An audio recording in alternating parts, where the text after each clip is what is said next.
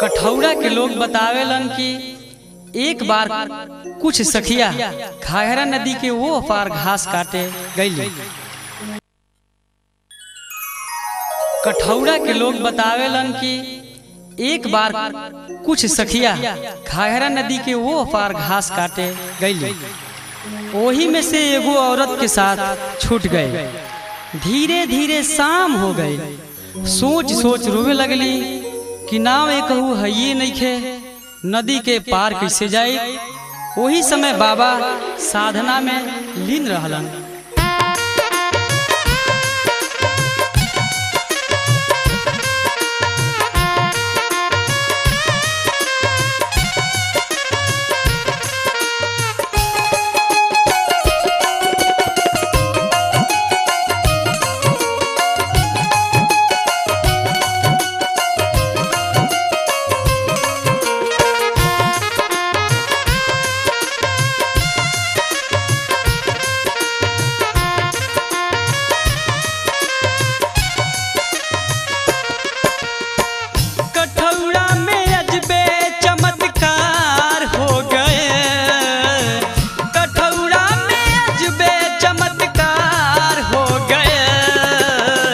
संगे संगे गौवा जवार हो गए, संगे संगे गौवा जवार हो गए।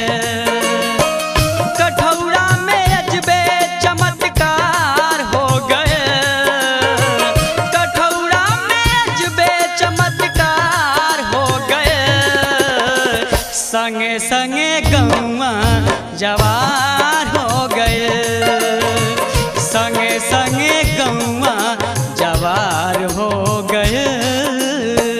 संगे संगे गौवा जवार हो गए, संगे संगे गौवा जवार हो गए।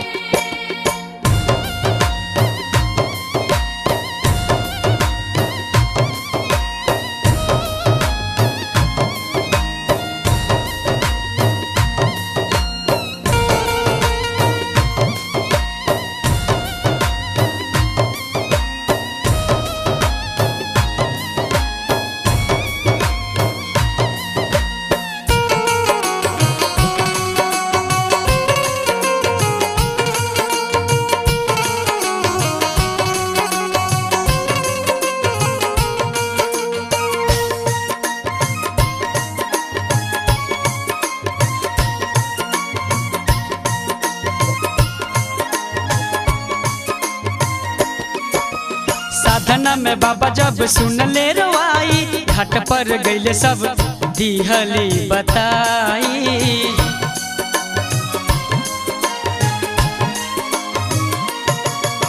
साधना में बाबा जब सुन ले रोआई, घाट पर गईले सब दिहली बताई।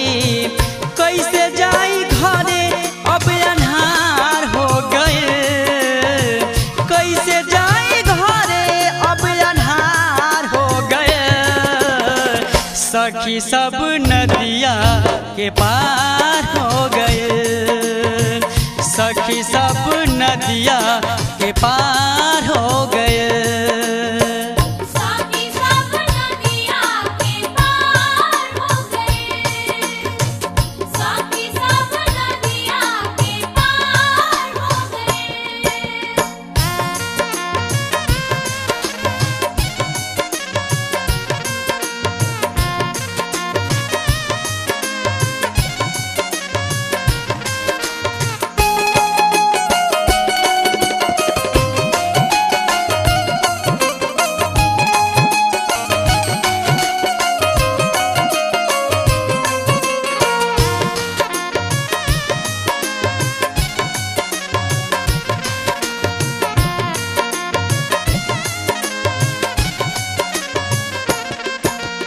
मन में विचार कई बतिया बतौले, जैसे चली वैसे अब कही के सुनौले।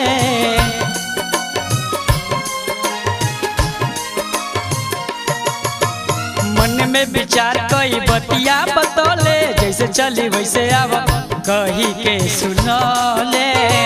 सोच मन में अचरज अपार हो गए,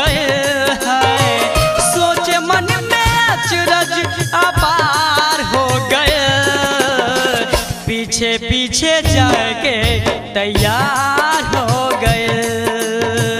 संगे संगे गौवा जवार हो गए।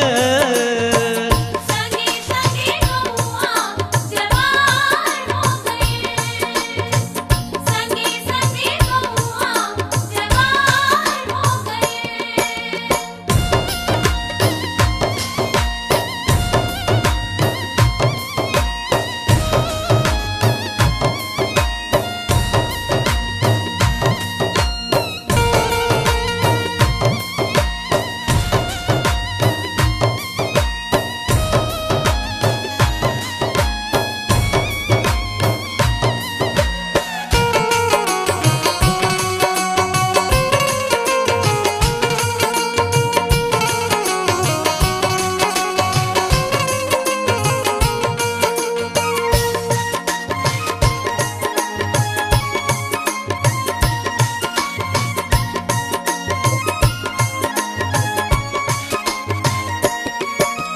पानी ऊपर बाबा जब पौआ बढ़ले तनिको न लागल जल पार पहुँचले।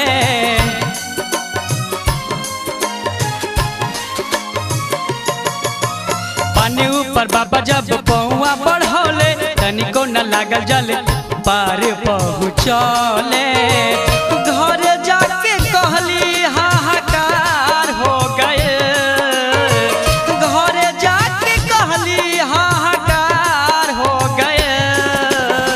संगे संगे गौवा जवार हो गए।